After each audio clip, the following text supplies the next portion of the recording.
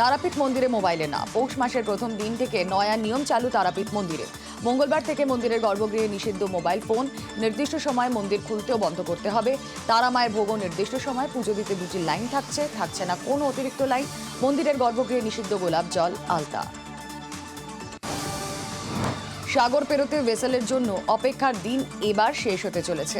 এবার সরাসরি যাওয়া যাবে গঙ্গাসাগর। মুড়িগঙ্গার উপর সেতু তৈরি চূড়ান্ত তৈরি ডিটেল প্রজেক্ট রিপোর্ট। টেন্ডার হয়ে গিয়েছে। গঙ্গাসাগর নিয়ে বৈঠকে জানালেন মুখ্যমন্ত্রী। ব্রিজ তৈরি করতে খরচ ১,৫০০ কোটি টাকা। ৪ লেনের ব্রিজ তৈরি করবে রাজ্য। নাম হবে গঙ্গাসাগর সেতু। এবছর ৮ই জানুয়ারি থেকে ১৭ই জানুয়ারি গঙ্গাসাগর মেলা। বারবার বলা সত্ত্বেও যখন কাজ হয়নি, আমরা মুড়িগঙ্গার ব্রিজটা করবার জন্য ডিপিআর করেছি, কিন্তু এই কাজটা করতে আমার ৪ বছর সময় লাগবে এবং সরকারিভাবে ১,৫০০ কোটি টাকা খরচা হবে। এটা হয়ে গেলে তীর্থযাত্রীদেরও যেমন সুবিধে হবে, লোকাল মানুষ যারা আছেন তাদেরও যাতায়াত, ব্যবসা সব কিছুর ব্যাপারে সারা বছর খুব সুবিধে হবে। এটা টেন্ডারও হয়ে গেছে, সার্ভে হয়ে। এটা ৫ কিলোমিটার লম্বা এবং ৪ লেনের এই সেতু তৈরি করার জন্য খরচা আমি আগেই বলেছি ১,৫০০ কোটি টাকা। এই সেতুটার নাম হবে গঙ্গাসাগর সেতু। রিপন, দীপক এবং সমরেশ পাসপোর্ট জালিয়াতিতে একের পর এক গ্রেফতার। ৩ জনকে জেরা করে জালে তারকনাথ সেন। চাঞ্চল্যকর সব নথি ও তদন্তকারীদের হাতে। সবেরই মধ্যে নদিয়ার কৃষ্ণগঞ্জ থেকে অনুপ্রবেশ সাহায্যের অভিযোগে গ্রেফতার এক। ধৃত সাগর বিশ্বাস নদিয়া জেলায় পাচার চক্রের মাস্টারমাইন্ড বলে পুলিশ সূত্রে দাবি। ব্যাংক প্রতারণা মামলায় রাজ্যের বিভিন্ন জায়গায় ইডি ধানা। গড়িয়াহাটে ইডির তল্লাশি। নিউ আলিপুরে টালিগঞ্জ সার্কুলার রোডে অজয় পোদ্দার নামে এক প্লাস্টিক ব্যবসায়ীর বাড়িতে তল্লাশি। ইডির তল্লাশি দমদম ক্যান্টনমেন্ট, হাওড়া, হুগলিতেও। বাংলায় আক্রান্ত বাঙালি ব্যবসায়ী। বাংলা ভাষা ব্যবহারে আসানসোলের রূপনারায়ণপুরে ব্যবসায়ীকে মারধরের অভিযোগ। প্রতিবাদে রূপনারায়ণপুর ফাঁড়িতে বিক্ষোভ। বাংলায় বাঙালি ব্যবসায়ী আক্রান্তের ঘটনায় সরব বাংলা পক্ষ। ৬ টাকা সিগারেট নিল, দিয়ে বললো যে ফোনপে করলো। ফোনপে করার পরেও আমার এটা বাংলাতে করা আছে, অনুবাদ করা আছে। তো বলছে বাংলা মে বাতিয়ারা। তো আমি এই কথাটা শুধু বলে, এই কেউ বলো রে গালি কাই দে রা। ও সাইড দিয়ে পিছন দিয়ে এসে মারলো। দোকানে যখন তালা লাগাচ্ছি, কজন ছিল? ৩ জন ছিল। মেট্রোয় টিকিট কাটতে গিয়ে বিপত্তি। যাত্রীকে বাংলাদেশি তকমা দেওয়ার অভিযোগ। হাওড়া মেট্রো থেকে এসপ্ল্যানেড যেতে টিকিট কাটতে যান যাত্রী। অভিযোগ, বাংলা টিকিট চাইলে টিকিট কাউন্টারের কর্মী হিন্দিতে তার উত্তর দেন। বাংলায় কথা বলতে চাওয়ায় বাংলাদেশি তকমা দেওয়ার অভিযোগ যাত্রীকে। এসপ্ল্যানেড আসার সময় আমি হাওড়া মেট্রো স্টেশনে যাই। গিয়ে হাওড়া মেট্রো স্টেশনে আমি টিকিট চাই। ভদ্রলোক হিন্দিতে কথা বলছিলেন। আমি বললাম যে আপনি হিন্দি কেন, আপনি বাংলায় বলুন। এখানে মাতৃভাষায় আপনি আমায় পরিষেবা দিন। বলছে বেশি বাংলা করো না, তাহলে এটা বাংলাদেশ হয়ে যাবে আর আমি হিন্দিতে কথা বলবো। এই যে আমাদের একটাই বক্তব্য, সেটা আমরা এখানে, এটা আমার মাতৃভাষা, আমরা এখানে বাংলায় বলি, আমরা বাংলা বললেই আমরা বাংলাদেশি। ওনার বক্তব্য যে বেশি বাংলা করেই বাংলাদেশ হয়ে যাবে, মানে এখানে হিন্দির শাসন চালাতে হবে। কয়েকদিন আগে এক অনুষ্ঠানে একই অভিজ্ঞতার শিকার সঙ্গীত শিল্পী মন চক্রবর্তী। হঠাৎ এক শ্রোতা বলে ওঠেন তিনি বাংলা গান শুনবেন না, হিন্দি গান গাইতে হবে। রীতিমতো কড়া ভাষার নির্দেশ শিল্পীকে, বাংলা শুনবেন না, হিন্দি গান গাইতে হবে। সেদিন ইমন তার মতো করে প্রতিবাদ জানিয়েছিলেন। এই ধরনের ঘটনার পুনরাবৃত্তিতে সোচ্চার ইমন চক্রবর্তী। এই কথাটা বলো, আমি সাহসের সঙ্গে, জোরের সঙ্গে হাত দেখে বলো আমি বাংলা গান শুনবো না। অন্য কোনো জায়গা হলে না, চুলের মুঠি ধরে ক্যাম্পাসের বাইরে বের করে দিচ্ছি। করো না, একদম করো না। শুনলাম নাকি ওনাকে মারধর পর্যন্ত করা হয়েছে যিনি প্রতিবাদ করেছিলেন। এটা খুবই অনভিপ্রেত এবং আমিও যেরকম বলেছিলাম যে বাংলায় থেকে এগুলো জাস্ট আশাই করা যায় না, মানে এর থেকে খারাপ আর কিছু হয়। আর যদি নিজের ভাষার জন্য লড়তে হয় লড়বে, নিশ্চয়ই আমাদের লড়তে তো হবে, বলতে তো হবেই, অবশ্যই।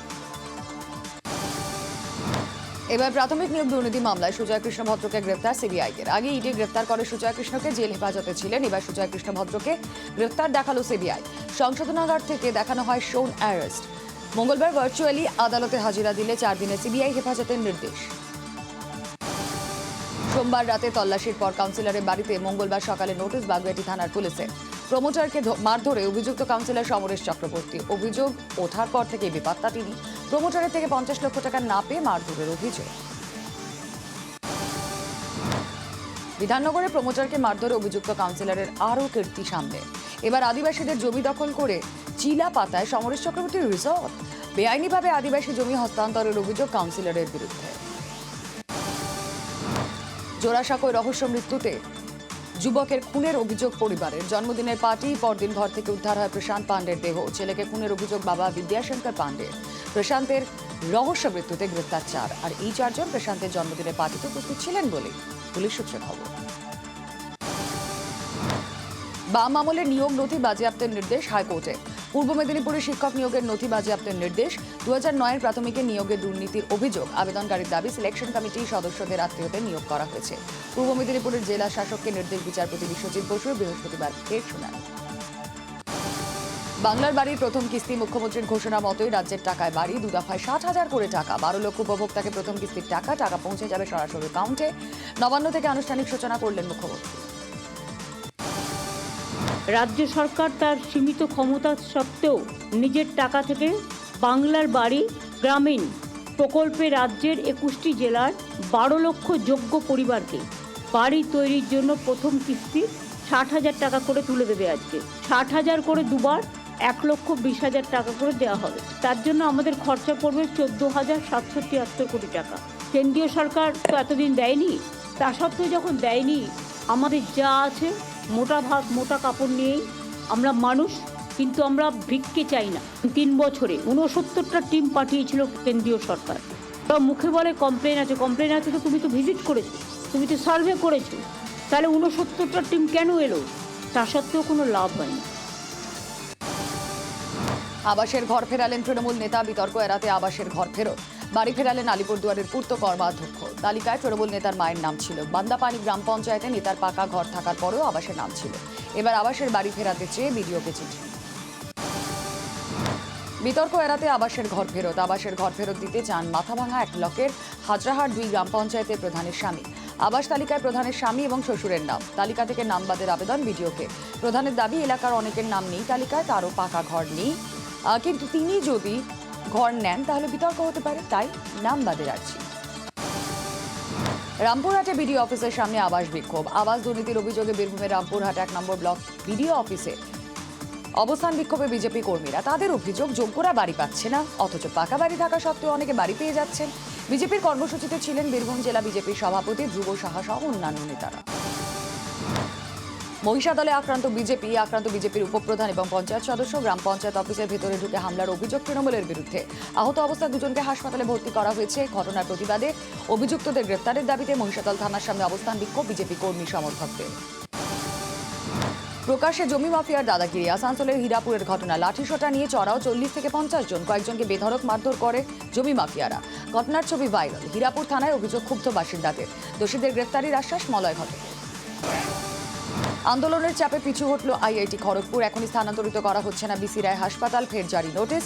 বিসি রায় টেকনোলজি হাসপাতাল ক্যাম্পাস থেকে স্থানান্তরের সিদ্ধান্তের প্রতিবাদে সোমবার দিনভর আন্দোলন হয় আইআইটি খড়গপুরে। তারপরে পিছু হটল আইআইটি খড়গপুর কর্তৃপক্ষ। বিজ্ঞপ্তি জারি করে জানানো হলো হাসপাতাল সরানোর সিদ্ধান্ত আপাতত স্থগিত। 20 ডিসেম্বরের বৈঠকের পর পরবর্তী সিদ্ধান্ত। স্থানীয়দের নিয়োগের দাবিতে কারখানায় বিজেপির দাদাগিরি। গেট খুলে ভিতরে ঢুকে কারখানার কাজ বন্ধ এবং কর্মীদের হুমকি দেওয়ার অভিযোগ। আতঙ্কে বেশ কিছুক্ষণ কারখানায় কাজ বন্ধ ছিল বলে দাবি কারখানা কর্তৃপক্ষের। অভিযোগ অস্বীকার বিজেপি নেতা কর্মীদের।